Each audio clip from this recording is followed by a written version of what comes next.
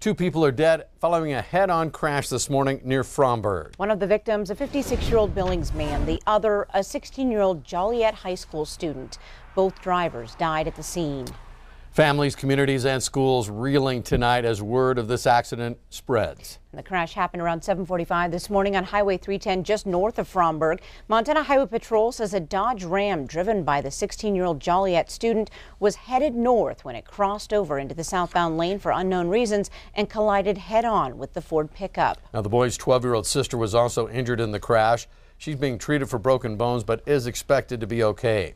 The Billings victim was not wearing a seatbelt at the time of the crash. Authorities say both of the teenagers were buckled up. Although authorities have not officially released the names of the victims, we do know much more about one of the drivers. The death of 16-year-old Paul McKay has Joliet High School and its football team rallying around their friend and teammate. Q2's David J. had a chance to talk with the coach and some of the players tonight after their practice. David? Well, Jay, Janela, Coach George Warburton says the team motto has been forte, or strength, and he has used football adversity for life lessons. Today, players and coaches called upon that strength for the team, school, and community. Warburton says the team had a great practice today. The Jayhawks prepared for their playoff game on Saturday against Scobie.